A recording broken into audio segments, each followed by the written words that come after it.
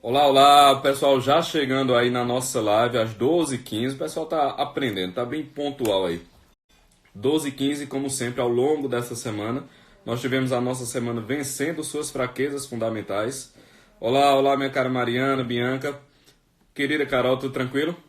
Pois bem, ao longo da semana, né, vamos entrar aqui sem mais delongas, há muito o que falar. Inclusive, rapaz, eu tinha feito assim um planejamento da live não ultrapassar os 20 minutos. Por quê? Tem muita gente que está assistindo pelo horário, né? A pessoa vem do trabalho, vem no 4G, enfim. A pessoa está em outro ambiente, enquanto almoça, está assistindo. Muita gente diz aí que eu estava virando companheiro de almoço, né? Então, eu tentei no sentido de pensei em fazer ela com menos de 20 minutos, mas as lives estão dando 35, 40, 30 minutos, só que vamos tentar manter mais ou menos o prazo hoje. Não prometo, mas vamos tentar, certo? Então, a Fabiana dizendo aí que quer a live da preguiça. Fabiana, amanhã eu vou dizer uma maneira de vocês conseguirem todas as lives anteriores, certo? Ah, Pedro, eu gostei muito da live de ontem, mas eu não consegui pegar a primeira, eu não consegui pegar a da terça-feira. Fique tranquilos, é óbvio que eu não iria deixar isso passar despercebido. Então, amanhã nós falaremos uma maneira de vocês terem em mãos todas essas lives, beleza? Então, sem mais delongas, vamos começar aqui. Vocês viram na arte aí do feed que a live de hoje iria falar sobre desespero, não é isso? Ótimo.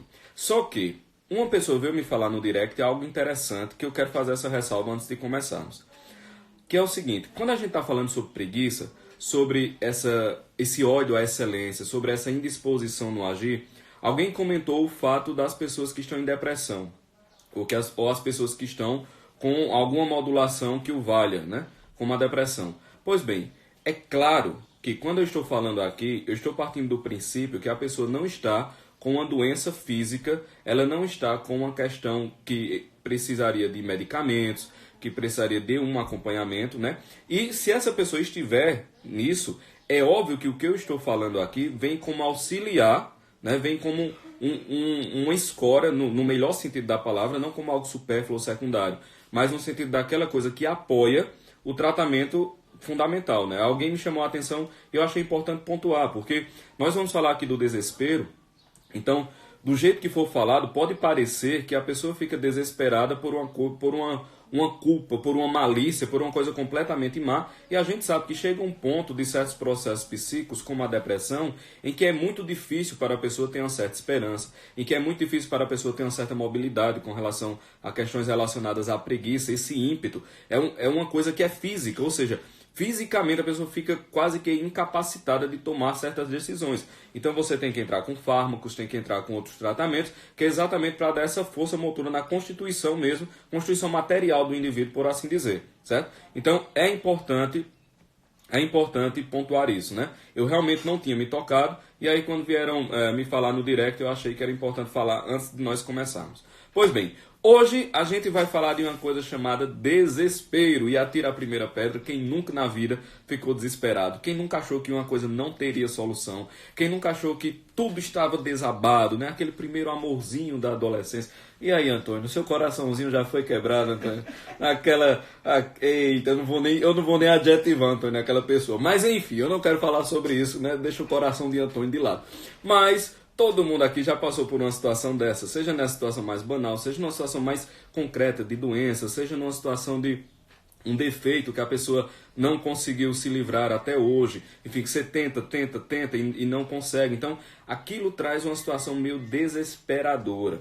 Mas o que seria o desespero mesmo? Bem, o desespero é a falta de esperança. Ou seja, a esperança é aquela virtude da espera, ou seja, a pessoa espera o bem.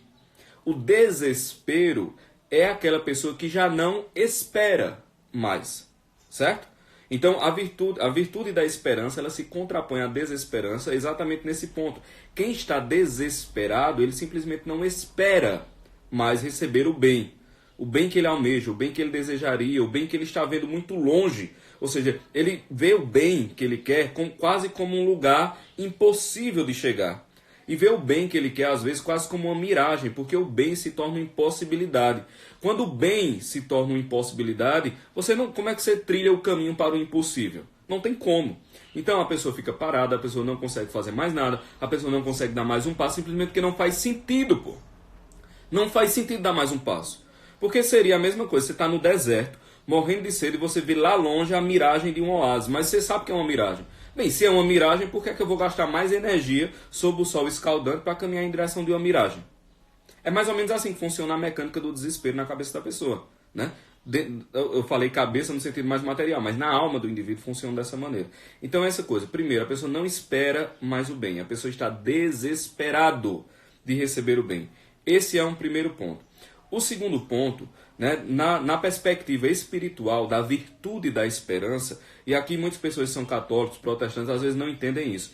A esperança enquanto virtude, ela é uma virtude teologal. O que é uma virtude teologal? É uma virtude que tem a Deus por objeto. Ou seja, quando eu digo que eu tenho esperança, a virtude da esperança, eu estou dizendo que eu espero a coisa, não é eu espero porque eu tenho possibilidades. Eu espero porque eu confio em quem disse que me daria. Então a virtude teologal da esperança, tendo a Deus por objeto, ela independe do que eu percebo da realidade. Sabe aquela musiquinha que é baseada nos escritos de Santa Teresinha do Menino Jesus? O que agrada a Deus em minha pequena alma é que eu ame minha pequenez e minha pobreza. É a esperança cega que eu tenho em sua misericórdia.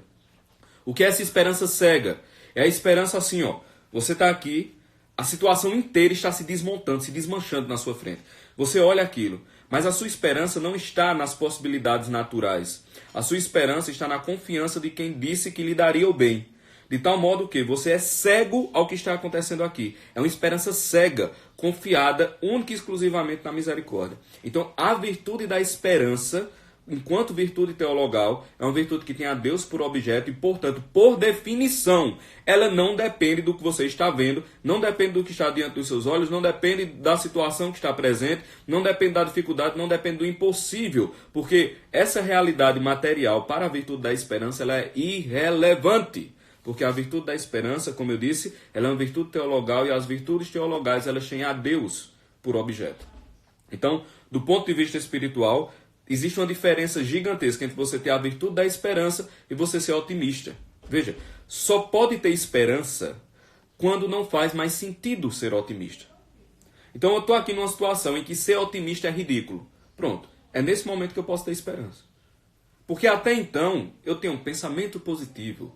Eu estou pensando de uma maneira, eu estou aqui, né, fazendo aquele exercício psicológico. Bem, isso é otimismo, isso é cálculo, isso é probabilidade, mas isso não é ainda a virtude da esperança. A virtude da esperança só existe quando esperar não faz sentido. Vocês entendem a jogada? Quando ser otimista não faz mais sentido, aí é que o cara pode ser esperançoso. Aí é que o cara pode ser esperançoso, certo? Então, esse ponto. O outro ponto que nós vamos falar aqui é o seguinte. Quando eu estou aqui conversando sobre a preguiça, veja, todo mundo sabe que ser preguiçoso é errado. Você pode até dizer, eu queria passar a vida numa redinha, balançando, mas no fundo, você sabe que não é a coisa mais adequada. Então, ser preguiçoso, você nota que é errado. Né? Você ser explosivo, você sabe que isso causa danos. Mas quando a gente está falando da desesperança, do desespero, o desespero ele não soa a gente como uma tentação. O desespero ele não soa a gente como algo errado. O desespero ele soa a gente como assim uma coisa que não é adequada, que se você puder evitar, evita. Mas ele não soa como algo completamente inadequado. E deveria soar. Porque assim, a mesma percepção que a gente tem com relação a uma pessoa que vive brigando com os outros e só faz briga, onde chega causa cisão, onde chega fofoca, não sei o quê. Esse mesmo tipo de sensação, com esses defeitos, quer dizer, com a vaidade, com a inveja, com a preguiça, com a gula, com a raiva, a mesma percepção que a gente tem desses defeitos, a gente tem que ter da falta de esperança. Porque além de ser também um defeito, aliás, mais perigoso, e eu vou explicar por que é mais perigoso, porque no desespero, na ausência da esperança, você simplesmente mela toda a possibilidade de bem. Então, se eu for preguiçoso, eu posso ser preguiçoso num ponto. Mas se eu for desesperado, meu querido, eu vou ser desesperado em tudo. O desespero é como um veneno, certo? Ele é um veneno que se alastra. Então, o desespero é o seguinte, ó, imagine uma gota de óleo, certo? Eu sempre gosto dessa imagem que me foi passada por um senhor muito sábio, chamado Seu Frederico, né? Só que ele usa isso para falar da graça. Eu vou usar isso para falar do desespero. O desespero é como se fosse o seguinte, ó. Eu tenho aqui uma folha, certo? Vocês se lembram aquela folha antiga, que era aquela folha de jornal? Aquela folha bem fininha de jornal que o povo usava quando eu sou dessa época. Eu estou denunciando a minha idade, né? Eu sou um jovem senhor. Aquela folhinha de jornal que a galera usava como rascunho. Pois bem, né? Na faculdade de Direito tinha muito, né? Até por uma questão de recurso. Mas aí tá lá aquela folha. Se você soltar, pá, uma gotinha de óleo, soltou na folha. Aí você olha a gotinha de óleo, aí tá só assim, ó. Só a bolinha, só o ponto onde ela caiu. Daqui a 30, 40, 50 minutos, vá olhar lá. Meu amigo, tá uma nódoa, o óleo se espalhou assim, aí tá uma bola manchada no centro da folha. O óleo se espalhou todinho, aquela gotinha ali de azeite que você pingou, tomou conta da folha inteira. Silenciosa, não fez nem alarde. A folha sequer se rasgou. Veja, você não teve nem sinal desse desmontar, desse desmanche. A folha ficou lá paradinha e aquela gota de óleo se alastrou por ela toda. Tenta levantar a folha. O que é que vai acontecer quando você tentar levantar a folha? Ela simplesmente vai rasgar no ponto molhado. Então, o desespero é exatamente isso. Essa gotinha, sabe? Silenciosa, assim. Pá! Que bate na alma do cara. E você acha que é uma coisa pequena. E o cara vai lá e simplesmente deixa rolar. Não, é só uma pequena tristeza. Eu tô só um pouco desanimado. Eu tô um pouco assim, eu tô um pouco assim. Só que isso vai aumentando. Vai aumentando, vai escalonando, vai escalonando. Quando você vê, você tenta levantar, quando você tenta subir, você percebe que já está meio perigoso. Tenta subir, já não dá mais. A folha rasgou aqui no meio. É por isso que o desespero ele é um negócio que tem que ser combatido assim que manifestado. Certo? E qual é a força que combate o desespero? Veja, quando a gente diz assim que está desesperado, não bate. Eu já estive desesperado várias e várias vezes durante anos. Eu garanto que vocês também, em algum momento da vida, já estiveram. Então, sabe aquela sensação do desespero que a gente chama de angústia? O que é angústia? Angústia é aquele negócio, tá aquela dor no peito do cara, né? Aquele negócio aperta assim, fala, meu Deus do céu, tô com um negócio apertado. Parece que alguém me enrolou assim numa corda, um negócio ruim. Então, a angústia, né? A palavra angústia é exatamente o sentido. São duas paredes se fechando assim na sua frente. Sabe, as paredes se aproximando, e você percebe a parede se aproximando e aquilo vai ficando mais apertado, mais apertado, mais apertado. Isso é angústia. Né? Você vive num mundo angusto, você vive num mundo pequeno. A maneira de romper com a barreira do desespero é expandir a visão. Vamos voltar ao começo. O desespero não é exatamente aquela pessoa que ela já não espera o bem, ou seja, o bem não se torna algo que ela vê, ou quando ela vê o bem, ela vê que o caminho é muito longe ou quase impossível para alcançar o bem. Quando você aumenta o seu horizonte de visão, você coloca o bem desejado de novo ao seu alcance. Então, o primeiro movimento para acabar com o desespero é ampliar a sua percepção do mundo. E como é que você faz isso? Você faz isso com hierarquia de bens. Veja, o sábio, o que é próprio do sábio? O próprio do sábio é ordenar. O próprio do sábio é ordenar as coisas. Então, uma pessoa sábia, ela consegue hierarquizar aquilo que é mais importante daquilo que é menos importante. Aquilo que vale a pena daquilo que não vale a pena. Essa sabedoria de dar hierarquia dos bens, ela é um movimento do peito inicial de você vencer o desespero. E por quê? Simples. Porque é o seguinte, no desespero, você está diante de um bem inalcançável e você está diante de um mal que você considera imediato. Veja, se você começa a perceber que esse mal, existem bens mais importantes que ele, que vale a pena ser alcançados, apesar desse mal, você reorganiza a hierarquia das coisas. Então o mal que aparentemente está próximo, ele vai mudando de posição e você vai colocando o bem para perto. Porque a hierarquia de importância está aqui no bem. Dessa maneira você traz o bem para perto, então você passa a esperar o bem, porque o bem está mais próximo de você. Então essa hierarquia faz você ganhar força. E neste mundo, o treino para a esperança está também em outra virtude chamada coragem. O treino para a esperança está na coragem. Por quê? A coragem, ela vai fazer essa hierarquia de bens. Então, quando eu estou aqui e alguém simplesmente chega para uma pessoa do meu lado e começa a gritar na cara dela de maneira injusta, começa a falar, e essa pessoa tem 5 metros de altura que está falando, e eu chego lá e digo, meu amigo, não fala assim com essa pessoa não, e aqui eu começo a defendê-la. Veja, nesse momento existe uma hierarquia de bens, existe ali a injustiça do ato, existe ali a liberdade, existe o meu bem físico, mas o que é que está hierarquizando a minha atitude? Simplesmente é a coragem. Por quê? Eu estou colocando como bem maior a liberdade e a justiça que tem tratar aquela pessoa de maneira adequada. Então, isso fica no topo da hierarquia de bens. E aí, o que é que eu faço? Como isso está no topo da hierarquia, a coragem me move na busca desse bem. Então, a coragem, ela é essa força que vence o desespero. Por quê? Porque ele quebra a barreira. Sabe aquilo que a gente falou das paredes se fechando? Então, as paredes se fechando, esse limite de horizonte, ele é rompido, ele é quebrado pela coragem. A coragem é essa força. E aqui tem um ponto. A coragem não é só um movimento intelectual. A coragem é um movimento dos apetites da alma. A coragem é um movimento sensível. Ou seja, a coragem é uma disposição da vontade. Pô. Você não tem como vencer, muitas vezes, o desespero fazendo assim, pensando, eu não estou desesperado, a situação não é tão ruim, eu vou pensar positivo. Meu amigo, se você ficar pensando positivo, você vai pensar tão positivo, que vai pensar negativo. Sabe aquela história do carro que só vai para a esquerda, ele vai, aí para você ir para a direita, você tem que ir para a esquerda, aí você chega na direita. É mais ou menos isso com o desespero e o pensamento positivo. Se você ficar só nessa coisa de pensar positivo, você está querendo alcançar a esperança através unicamente de um movimento de tipo intelectual. Quando não é isso, pô. A esperança é um movimento que brota da coragem, que é um apetite sensível, ou seja, é um ato de vontade. É um ato de vontade. Entende? Então, como é que você treina o ato de vontade da coragem? Não silenciando diante da injustiça, tendo a coragem de aceitar a sua circunstância, a coisa está terrível. Aí como é que às vezes uma pessoa tenta ajudar o outro, né?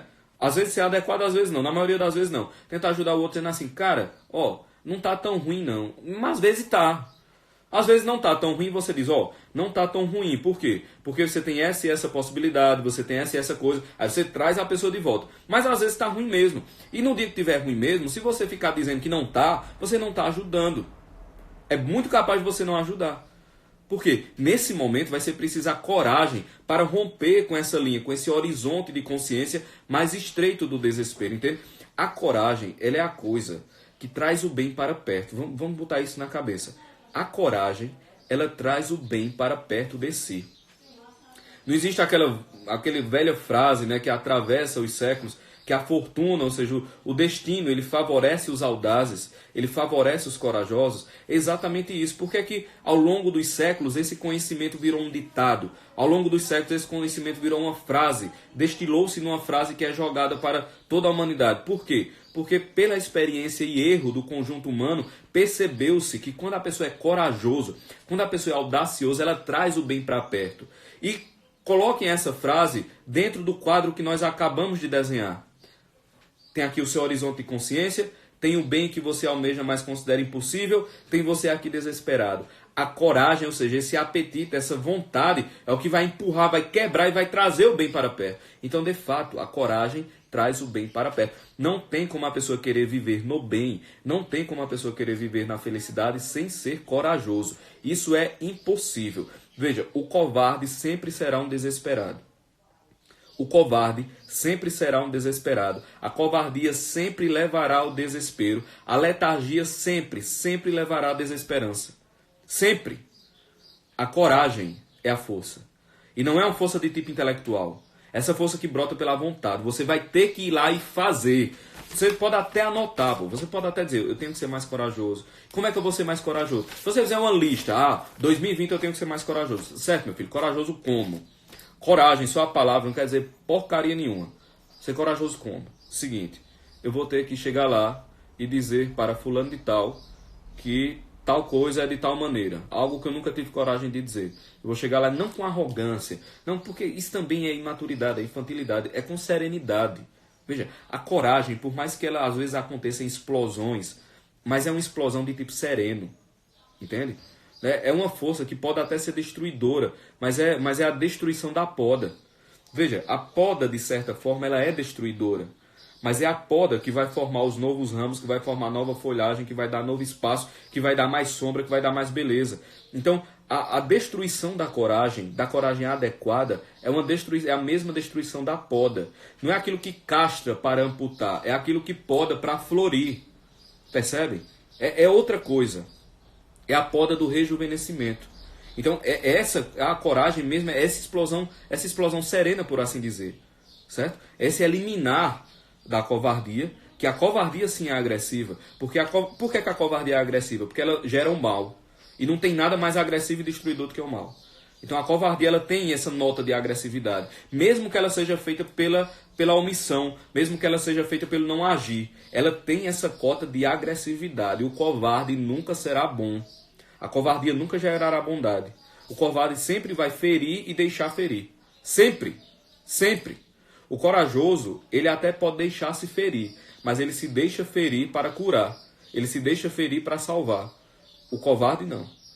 O covarde só gera destruição. Enquanto a coragem correta, a coragem sem arrogância, a coragem sem precipitação, a coragem montada na caridade, a coragem montada na misericórdia, a coragem de verdade, ela sempre gerará um bem ainda que às custas de algo que possa aparentemente ser desagradável.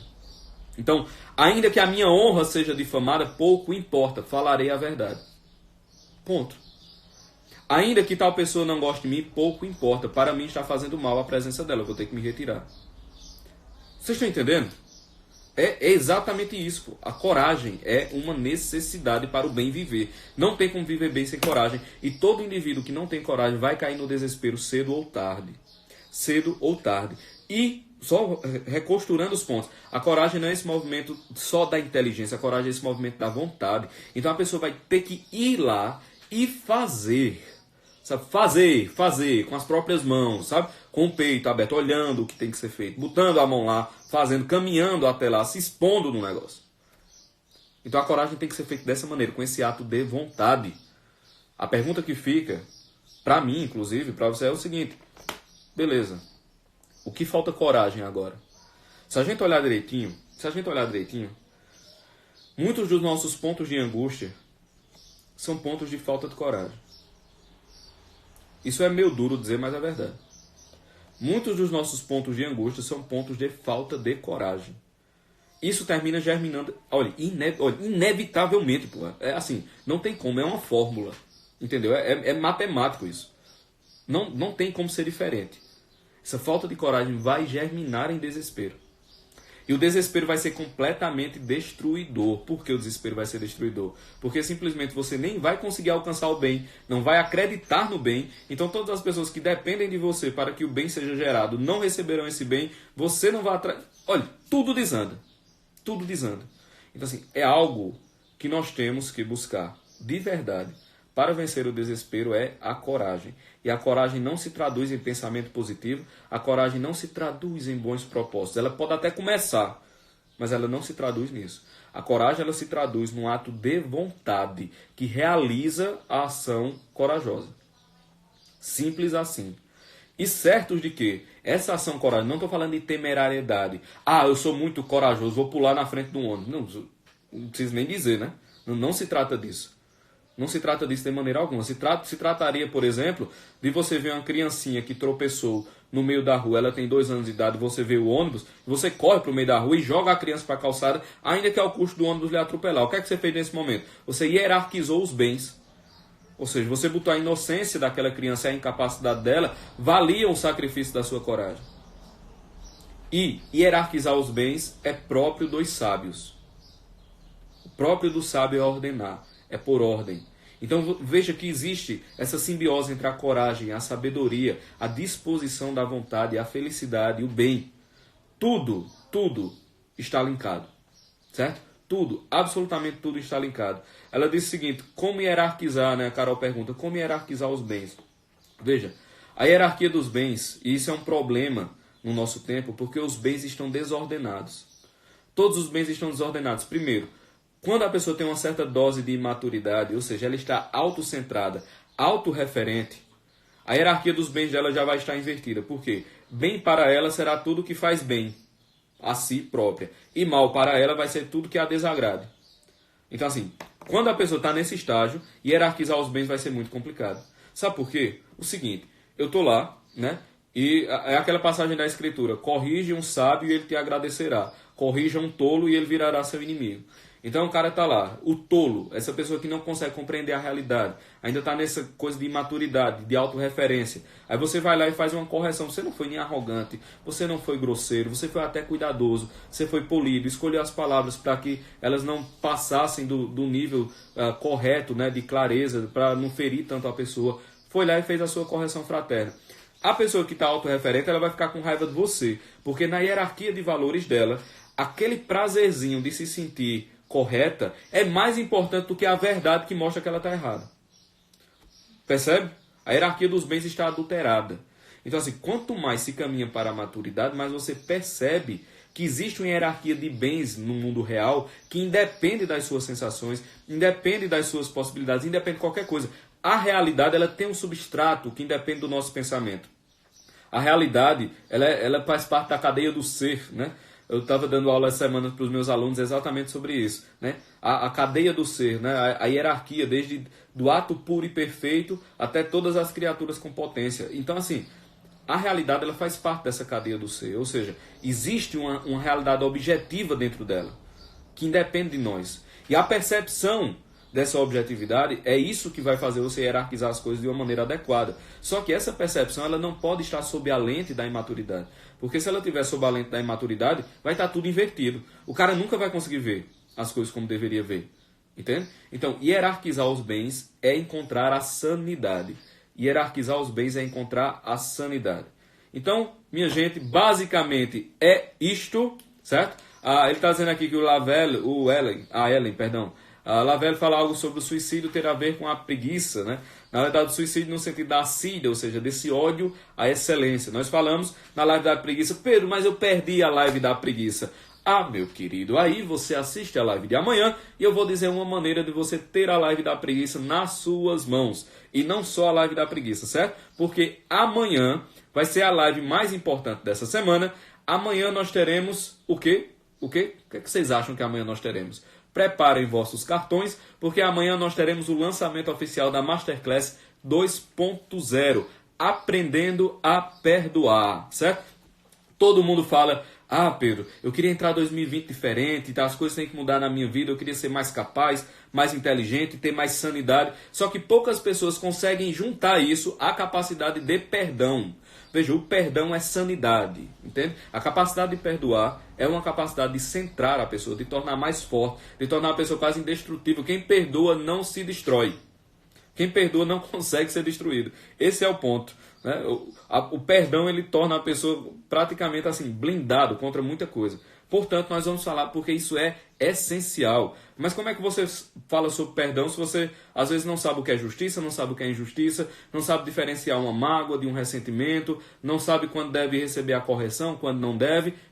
Pois é, nós vamos falar sobre isso. A Masterclass 2.0 deste mês será Aprendendo a Perdoar, certo? E na Masterclass, eu vou logo dar uma adiantada, vai ter a opção para quem perdeu a Masterclass 1.0, a primeira Masterclass, que foi sobre literatura e autoconhecimento, que nós falamos dos símbolos do Rei Leão. Quem perdeu aquela primeira vai ter como ter acesso aos 5 dias de desafio da primeira, mais a Masterclass, junto com os 5 dias de desafio dessa, mais a Masterclass, certo? Que serão em 2 aulas. Então amanhã eu vou falar mais sobre isso, só que não percam a Masterclass de amanhã, que será a mais importante de todas. Vamos fechar com chave de ouro, falando sobre a raiva, a ira e o que isso causa na gente e as maneiras de vencê-la. Beleza? Então, chamem mais pessoas.